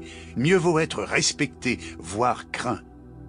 La victoire sur vos ennemis vous apportera une plus durable popularité. Les hommes sages, prévoyants, intrépides et durs au travail avaient toujours leur sabre pendu à leur côté. Ils ne présumaient jamais que l'ennemi ne viendrait pas. Ils étaient toujours prêts à tout événement. Ils se rendaient invincibles. Et, s'ils rencontraient l'ennemi, ils n'avaient pas besoin d'attendre du secours pour se mesurer avec lui. Sun Tzu, 4e siècle avant Jésus-Christ. L'art de la guerre. Les clés de la guerre. De nos jours, on n'a guère l'habitude d'être ouvertement hostile. Les règles du combat, en société, en politique, sur le champ de bataille, ont changé, et cela doit faire évoluer votre perception de l'ennemi. Un ennemi direct est aujourd'hui rare, et c'est d'ailleurs une bénédiction. Les gens ne s'attaquent plus ouvertement à vous, ne montrent plus leurs intentions, leur instinct destructeur. Ils agissent par en dessous, indirectement. Quoique la société soit plus compétitive que jamais, toute forme d'agressivité directe est découragée, et les gens ont appris à agir en secret, à se montrer astucieux et à attaquer sans prévenir. Beaucoup se servent de l'amitié comme d'un moyen pour masquer leurs instincts agressifs. Ils se rapprochent de vous pour mieux vous nuire. Un ami sait mieux que quiconque comment vous blesser. Ou bien encore, sans même parler d'amitié, ils proposent de l'aide ou du soutien. Ils semblent être de votre côté, mais au final, ils agissent suivant leurs propres intérêts, à vos dépens. Il y a ceux aussi qui maîtrisent la guerre psychologique, jouant les victimes, vous culpabilisant d'on ne sait trop quoi. Le champ de bataille grouille de ce type de guerrier, intelligent, fuyant et insaisissable. Le mot « ennemi », du latin « inimicus », le non-ami, a été diabolisé et politisé. Votre première tâche en tant que stratège est d'élargir le concept d'ennemi, d'y inclure tous ceux qui travaillent contre vous, qui contrarient vos projets, même subtilement. Parfois, l'indifférence est une arme plus efficace que l'agression, parce qu'elle cache l'hostilité. Sans devenir paranoïaque, vous devez comprendre que certaines personnes vous veulent du mal et agissent en conséquence. Identifiez-les et il vous sera beaucoup plus facile de manœuvrer. Il y a deux possibilités. Rester passif et attendre, ou passer à l'action de manière agressive ou défensive pour éviter le pire. Vous pouvez même essayer de faire un ami d'un ennemi. Mais quoi qu'il arrive, ne soyez jamais la victime naïve. Il ne faut pas être celui qui bat toujours en retraite face aux attaques adverses. Armez-vous de prudence et ne baissez jamais complètement la garde, même avec vos amis. Les gens sont en général assez doués pour cacher leur hostilité, mais ils émettent souvent des signaux qui les trahissent. L'un des plus proches amis et conseiller du chef du Parti communiste chinois, Mao Zedong, Lin Biao, était un membre important du Politburo et successeur éventuel de Mao. Pourtant, à la fin des années 1960 et au début des années 1970, Mao décela un changement chez son ami. Il était devenu plus que chaleureux. Tout le monde vouait un culte à Mao, mais les louanges de Lin étaient d'une ferveur embarrassante. Pour Mao, pas de doute, quelque chose sonnait faux. Il surveilla Lin de près et en arriva à la conclusion qu'il complotait pour prendre le pouvoir, ou du moins s'en rapprocher. Et Mao avait raison. Lin complotait assidûment. Il ne s'agit pas, bien sûr, de mésestimer tout geste amical, mais de les remarquer. Notez tout changement dans les comportements émotionnels. Un enthousiasme inhabituel, un nouveau désir de se confier, des flatteries excessives, la proposition d'une alliance qui, finalement, ne vous sert pas spécialement. Fiez-vous à votre instinct. Si un comportement vous paraît suspect, c'est qu'il l'est. Peut-être n'est-ce rien, mais mieux vaut être prudent. Vous pouvez attendre sagement et guetter le moindre signe pour confirmer vos soupçons, ou bien vous pouvez travailler activement à démasquer vos ennemis. Qui frappe les buissons en fait sortir les serpents, comme dit le proverbe chinois. L'Ancien Testament raconte que David soupçonnait son beau-père, le roi Saül, de vouloir sa mort. Comment l'avait-il découvert? Il confia ses soupçons au fils de Saül, Jonathan, son meilleur ami. Devant son incrédulité, David suggéra un test. Il était attendu à la cour pour un banquet. Il n'irait pas. Jonathan, lui, transmettrait au roi son excuse, acceptable, sans plus. Le plan réussit à merveille. Saül, hors de lui, s'exclama « Maintenant, fais-le saisir, et qu'on me l'amène, car il mérite la mort. » Le test de David fonctionna parce qu'il était ambigu. Son excuse pour ne pas assister au banquet pouvait en effet être accueillie de diverses manières. Si Saül n'avait eu aucune mauvaise intention envers David, il n'aurait interprété l'absence de son gendre, au pire, que comme de l'égoïsme. Mais il haïssait David en secret, et interpréta donc cela comme de l'effronterie, ce qui le mit hors de lui. Suivez l'exemple de David. Faites ou dites quelque chose qui pourra être compris de différentes façons. Les intentions de votre adversaire détermineront l'interprétation qu'il en fera. Il vous croira superficiellement poli, un peu froid, voire insultant. Un ami se posera certes des questions, mais laissera passer. Un ennemi secret réagira par la colère. Une quelconque émotion, et vous saurez que, sous la surface, c'est l'ébullition. Souvent, la meilleure façon de pousser les gens à se révéler est de provoquer tensions et disputes. Le producteur hollywoodien Harry Cohn, président d'Universal Pictures, se servait de cette stratégie pour découvrir la véritable opinion de ceux avec qui il travaillait et qui refusaient d'exprimer franchement leur position. Il attaquait violemment leur travail ou, lors d'une discussion, s'adressait à eux de manière excessive, offensive.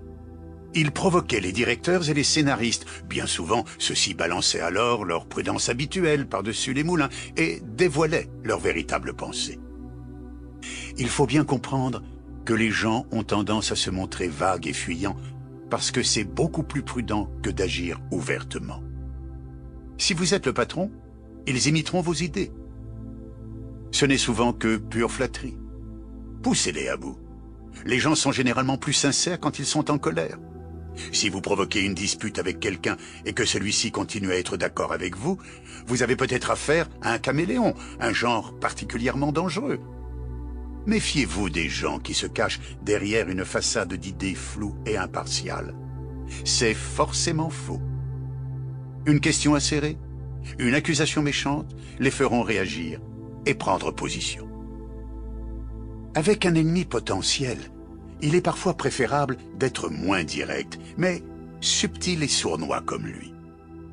En 1519, Hernando Cortés arriva au Mexique avec sa bande d'aventuriers, 500 hommes, dont certains d'une loyauté discutable. Au cours de l'expédition, lorsque Cortés relevait un acte répréhensible de la part de ses hommes, il ne se mettait jamais en colère.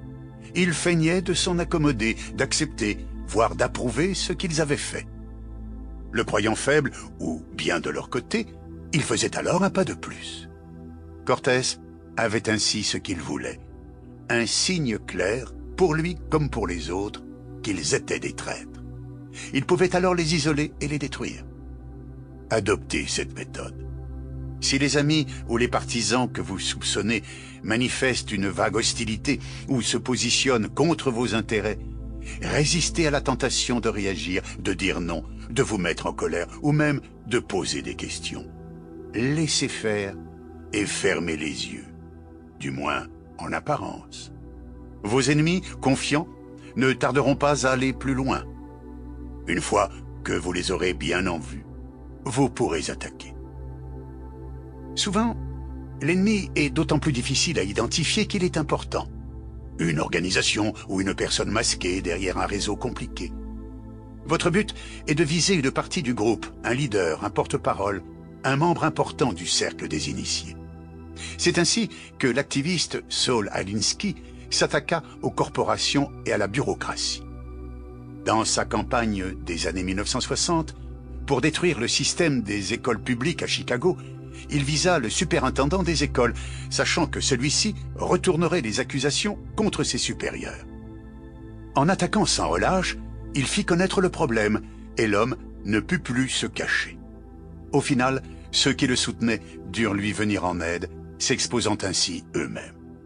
Comme Alinsky, ne visez jamais un ennemi vague, abstrait. Pour se battre, il faut une véritable motivation, impossible à avoir si votre ennemi demeure invisible.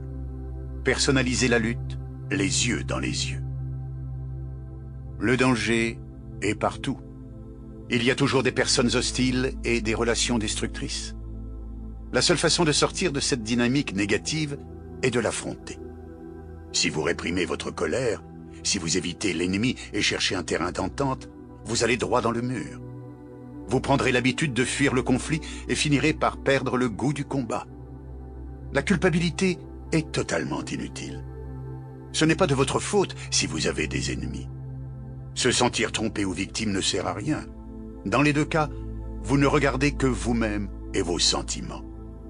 Au lieu d'intérioriser une telle situation, extériorisez-la et faites front. C'est la seule porte de sortie. Le pédopsychiatre Jean Piaget voit le conflit comme une étape indispensable du développement mental. L'enfant, dans le conflit avec ses pairs, puis avec ses parents, apprend à s'adapter au monde et développe des stratégies pour gérer ses problèmes. Les enfants qui cherchent à éviter le conflit à tout prix ou qui ont des parents trop protecteurs deviennent socialement et mentalement handicapés. C'est vrai aussi pour les adultes. C'est dans le conflit avec l'autre que l'on apprend ce qui marche, ce qui ne marche pas et comment se protéger. Inutile de refuser l'idée d'avoir des ennemis. C'est inévitable. Alors, autant faire face.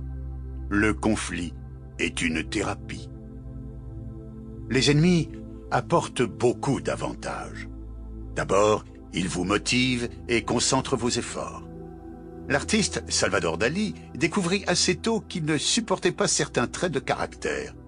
Le conformisme, le romantisme, la piété. À chaque étape de sa vie, il trouva quelqu'un qui incarnait ses anti-idéaux, un ennemi sur lequel se décharger. D'abord, ce fut le poète Federico García Lorca, un romantique, puis André Breton, le très célèbre initiateur du mouvement surréaliste. Avec des amis contre lesquels se rebeller, Dali prit confiance en lui et en ses capacités. L'ennemi est aussi une aune à laquelle se mesurer sur le plan personnel et relationnel. Les samouraïs japonais n'avaient d'estime pour leur sabre qu'après avoir combattu les meilleurs guerriers. Il a fallu Joe Frazier pour faire de Mohamed Ali un vrai combattant. Un ennemi difficile tirera le meilleur de vous-même. Même dans la défaite, c'est la taille de l'adversaire qui vous grandit. Mieux vaut perdre contre un grand adversaire que d'écraser un minable. Vous attirerez sympathie et respect, autant de soutien pour le prochain combat. Lorsqu'on est attaqué, c'est bon signe. C'est qu'on a suffisamment d'importance pour être une cible. Savourez l'attention que vous attirez, ainsi que l'occasion qui vous est donnée de faire vos preuves. Nous avons tous des pulsions agressives qu'il nous faut réprimer. L'ennemi vous permet de les extérioriser. Vous avez au moins quelqu'un sur qui déverser votre agressivité sans culpabilité. Pendant les périodes de trouble, les dirigeants ont toujours trouvé utile d'avoir un ennemi pour distraire le public des vraies difficultés. Utiliser vos ennemis pour rallier vos troupes vous permet de les polariser au maximum. Elles se battront avec d'autant plus de courage si elles se sentent un peu détestées. Exagérez les différences qui vous opposent à l'ennemi. Tracez des frontières nettes. Xénophon, par exemple, ne fit aucun effort pour être équitable. Il ne dit pas que les Perses avaient des qualités ou qu'ils avaient beaucoup apporté à la civilisation. Il les traita de barbares, l'antithèse des Grecs. Il dénonça leur trahison et déclara que cette culture du mal ne pouvait être bénie des dieux. Il en est de même pour vous. Visez la victoire par la justice ou l'équilibre. La rhétorique de la guerre vous servira à intensifier les enjeux et à stimuler les esprits. À la guerre, on a besoin de place pour manœuvrer. À l'étroit, on étouffe. Vos ennemis vous permettent de diversifier vos options. Vous pouvez ainsi les monter les uns contre les autres, vous rapprocher de l'un pour attaquer l'autre, etc. Sans ennemis, vous n'avez rien ni personne contre qui évoluer, et vous perdez le sens de vos limites, aussi loin que vous alliez. Très tôt, Jules César fit de Pompée son ennemi. Par des manœuvres et des calculs mûrement réfléchis, il se positionna fermement à l'encontre de Pompée. Quand enfin la guerre éclata entre les deux hommes, César était à son apogée. Mais une fois qu'il eut battu Pompée, il n'eut pas d'autre rival pour lui succéder. Il perdit tout sens de la mesure et se déifia lui-même. Sa victoire contre Pompée signa sa perte. Vos ennemis vous apprennent le réalisme et l'humilité. N'oubliez pas, il y aura toujours des gens pour être plus agressifs, plus retors, plus impitoyables que vous. Ils croiseront inévitablement votre route. Et vous aurez tendance à vouloir négocier, trouver des compromis. C'est parce que de tels individus sont souvent très séduisants. Ils connaissent la valeur stratégique du charme et des pourparlers. Mais leur avidité n'a pas de limite. Et ils tentent simplement de vous désarmer. Face à certaines personnes, il faut savoir s'endurcir. Reconnaître qu'il ne peut y avoir ni terrain d'entente, ni espoir de conciliation. Pour votre adversaire, votre désir de compromis est une arme. Apprenez à démasquer ces dangereux ennemis en étudiant leur passé. Prise de pouvoir, enrichissement soudain, trahisons inattendues. Une fois que vous soupçonnez un Napoléon dans votre entourage, ne baissez pas la garde et ne faites confiance à personne. Vous êtes votre seul et unique défenseur. Image. La terre. L'ennemi est le sol sous vos pieds. Il vous oppose une gravité qui vous maintient en place, une force de résistance. Enracinez-vous profondément dans cette terre pour gagner en puissance et en fermeté. Sans cet ennemi à piétiner, à fouler aux pieds, vous serez désorienté et perdrez tout sens de la mesure. Autorité. Si tu tables sur la sécurité et refuses de regarder le danger en face, si tu n'as pas assez de cervelle pour t'inquiéter à l'approche de l'ennemi, tu es comme l'hirondelle qui niche sous une tente, le poisson qui nage dans une marmite, tu ne dureras pas jusqu'au soir. Zhuge Liang, 180-234. A contrario, guettez et utilisez vos ennemis, mais en connaissance de cause. Vous recherchez la clarté, pas la paranoïa. Beaucoup de tyrans sont tombés à force de voir des ennemis partout. Ils perdent contact avec la réalité et s'embrouillent dans les émotions que leur paranoïa éveille. En surveillant des ennemis potentiels, vous êtes simplement prudent. Gardez vos soupçons pour vous. S'ils sont faux, personne n'en saura rien. Il faut aussi faire attention à ne pas diviser les gens jusqu'à un point de non-retour. Margaret Thatcher, habituellement brillante à ce jeu, finit par en perdre le contrôle. Elle se créa trop d'ennemis et conserva la même tactique, y compris dans des situations qui auraient demandé de battre en retraite. Franklin Delano Roosevelt était un maître à ce jeu-là, veillant toujours à marquer une frontière nette entre ses ennemis et lui. Une fois que la ligne était suffisamment claire, il faisait marche arrière et jouait le négociateur, un pacificateur qui, parfois, était bien obligé de combattre. Même si cette impression était fausse, elle était très efficace. D'après ses réflexions, il se lève et appelle d'abord les chefs de loge de la section de Proxène. Quand ils furent assemblés, il leur dit « Braves chefs, je ne puis ni dormir, et sans doute vous ne dormiez pas plus que moi, ni rester plus longtemps couché, ayant devant les yeux la triste situation où nous sommes réduits. Car il est évident que nos ennemis n'ont voulu être en guerre ouverte avec nous qu'après avoir cru s'y être bien préparés, et personne de nous ne s'occupe des moyens de les repousser vigoureusement. Quel sort pensons-nous qui nous attendent, si nous perdons courage et tombons dans les mains du roi, de ce prince inhumain, qui, ne trouvant pas sa cruauté assouvie par la mort de son propre frère, en a mutilé le cadavre, a fait couper la tête et la main de Cyrus, et les a exposés en spectacle, au haut d'une pique? Quel supplice réserve-t-il, croyez-vous, pour nous, dont personne n'épouse ici les intérêts, et qui avons pris les armes pour le faire tomber du trône dans l'esclavage, ou même pour lui ôter, si nous pouvions, la vie? Ne nous fera-t-il pas subir les plus honteuses tortures? Ne cherchera-t-il pas tous les moyens d'inspirer au reste des mortels une terreur qui les détourne de porter la guerre au sein de ces États? Il faut donc tout tenter pour ne pas tomber en son pouvoir. Tant qu'a duré le traité, je n'ai cessé de plaindre les Grecs et d'envier le bonheur d'Artaxerxès et des Perses. Je considérais l'immensité et la fertilité du pays que possédaient nos ennemis, l'abondance dans laquelle ils nageaient. Que d'esclaves, que de bétail, que d'or et d'habits magnifiques. Tournant ensuite mes regards sur notre armée, je voyais qu'aucun de ces biens n'était à nous sans l'acheter. Je savais qu'il ne restait plus de quoi payer qu'à peu de nos soldats, et que nos serments nous empêchaient tous de nous fournir du nécessaire, autrement que l'argent à la main. Souvent, d'après ces considérations, notre traité m'effrayait plus que ne m'effraie aujourd'hui la guerre. Puisque la convention est rompue par le fait des Perses, il me semble qu'ils ont mis fin en même temps et aux outrages qu'il nous fallait essuyer d'eux et aux soupçons continuels dans lesquels il nous fallait vivre.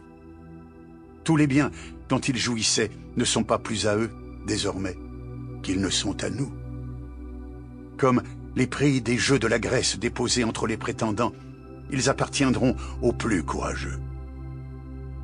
Les dieux sont les arbitres de ce combat, et sans doute, car ils sont justes, ils se déclareront pour nous. Les barbares les ont offensés par leur parjure, et nous, lorsque nous nous sommes vus entourés de tant d'objets de tentation, nous nous sommes sévèrement abstenus de ne rien prendre par respect pour nos serments et pour les immortels. Je crois donc que nous pouvons marcher au combat avec plus d'assurance que nos ennemis. Nous avons d'ailleurs plus qu'eux l'habitude et la force de supporter le froid, le chaud, la fatigue, et grâce au ciel, nos âmes sont d'une meilleure trempe. Les barbares seront plus faciles que nous à blesser et à tuer si les dieux nous accordent, comme ci-devant, la victoire. Mais peut-être d'autres Grecs que nous ont-ils en ce moment la même pensée? N'attendons pas, je vous en conjure par les immortels, qu'ils viennent nous trouver et que ce soit eux qui nous exhortent à une défense honorable. Commençons les premiers à marcher dans le chemin de l'honneur et entraînons-y les autres. Montrez-vous les plus braves des chefs grecs. Montrez-vous plus dignes d'être généraux que nos généraux eux-mêmes. Si vous voulez courir à cette gloire, j'ai dessein de vous suivre. Si vous m'ordonnez de vous y conduire, je ne prétexte point mon âge pour m'en dispenser. Je crois au contraire que la vigueur de la jeunesse ne me rend que plus capable de repousser les maux qui me menacent. Ainsi parla Xénophon. Xénophon, 426 ou 430-355 avant Jésus-Christ. Anabase, Retraite des 10 000, traduit par la Luzerne, 1835. La distinction spécifique du politique à laquelle peuvent se ramener les actes et les mobiles politiques, c'est la discrimination de l'ami et de l'ennemi.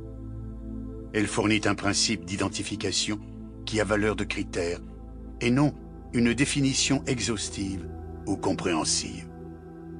Carl Schmitt, 1888-1985, La notion de politique et théorie du partisan, Flammarion, 2006. Je suis de tempérament guerrier. Attaquer est l'un de mes instincts. Être ennemi, pouvoir être ennemi, suppose une nature forte. C'est en tout cas une possibilité qu'on trouve chez toutes les natures fortes. Elles ont besoin de résistance, elles en cherchent par conséquent. La force de celui qui attaque peut se mesurer à la qualité de l'ennemi dont il a besoin. Toute croissance se trahit par le choix d'un adversaire puissant ou d'un problème ardu. Car un philosophe belliqueux provoque aussi les problèmes en combat singulier. Il ne s'agit pas de vaincre les obstacles de façon générale, mais seulement ceux contre lesquels il faut déployer toute sa force, sa souplesse et sa science des armes. Ceux qui se présentent à force égale. Friedrich Nietzsche, 1844-1900, Ecce Homo. Salvador Dali ne perdit pas de temps avec ceux qui n'étaient pas d'accord avec ses principes. Il porta la guerre dans le camp ennemi en écrivant des lettres d'insultes aux nombreux amis qu'il s'était fait à la Residencia et les traita de porcs. Il se comparait gaiement à un taureau malin qui esquive les cow-boys. Il s'amusa beaucoup à ébranler et à scandaliser toute l'intelligentsia catalane digne de ce nom. Dali commençait à brûler ses vaisseaux avec un zèle incendiaire. Nous, Dali et le metteur en scène Luis Buñuel, avons décidé d'envoyer une lettre d'injure à l'un des hommes les plus célèbres d'Espagne, révéla plus tard Dali à son biographe Alain Bosquet. Notre but était purement subversif. Nous étions tous les deux fortement influencés par Nietzsche. Nous tombâmes sur deux noms. Le compositeur Manuel de Falla et le poète Juan Ramón Jiménez. Nous tirâmes au sort et Jiménez gagna. Nous rédigeâmes alors une lettre féroce et déchaînée d'une violence incomparable et l'envoyâmes à Juan Ramón Jiménez. Elle disait « Cher et distingué ami, nous croyons de notre devoir de vous informer de façon purement désintéressée que nous trouvons vos travaux profondément répugnants à cause de leur immoralité, leur hystérie, leur arbitraire. » Jiménez en fut profondément blessé. Meredith Etherington Smith, The Persistence of Memory, A Biography of Dali, 1992. L'hostilité d'un membre vis-à-vis d'un associé n'est pas un facteur social purement négatif, ne serait-ce que parce qu'elle seule peut rendre possible la vie aux côtés de gens parfaitement insupportables. Si nous n'avions pas le pouvoir ni le droit de nous rebeller contre la tyrannie, l'arbitraire, les sautes d'humeur et le manque de tact, nous ne pourrions supporter d'entretenir la moindre relation avec des gens dont le caractère nous fait souffrir. Nous serions acculés à des mesures désespérées. Ces dernières mettrait un terme à la relation, mais ne constituerait pas, sans doute, un conflit. Non seulement parce que l'oppression en général empire si elle est subie avec calme et sans protestation, mais aussi parce que l'opposition nous donne une satisfaction intérieure, une distraction, un soulagement. En nous opposant, nous avons le sentiment de ne pas être complètement le jouet des circonstances. Georg Simmel, 1858-1918. Au fur et à mesure que l'on remonte les grands fleuves de Bornéo, on rencontre des tribus de plus en plus belliqueuses. Dans les régions côtières, il s'agit de paisibles villages qui ne combattent jamais, sauf pour se défendre, avec peu de succès d'ailleurs. Tandis que dans le centre, où les cours d'eau prennent leur source, existent de nombreuses tribus excessivement combatives, dont les raids ont constamment terrorisé les villages établis sur le cours inférieur des fleuves. On pourrait penser que les paisibles habitants des zones côtières présentent des qualités morales supérieures à celles de leurs voisins plus combatifs. Bien au contraire. À pratiquement tous les égards, ce sont les tribus guerrières qui l'emportent. Leurs maisons sont mieux construites, plus grandes et plus propres. Leur moralité domestique est supérieure. Ils sont physiquement et mentalement plus forts, plus courageux et plus actifs. Et enfin, d'une façon générale, plus dignes de confiance. Par-dessus tout, la structure de leur société est plus solide et plus efficace, car le respect qu'ils ont de leur chef et l'obéissance qu'ils leur témoignent, ainsi que la loyauté vis-à-vis de leur village, sont beaucoup plus forts. Chaque homme s'identifie à l'ensemble du groupe. Il assume et exécute loyalement tous les devoirs collectifs qui lui incombent.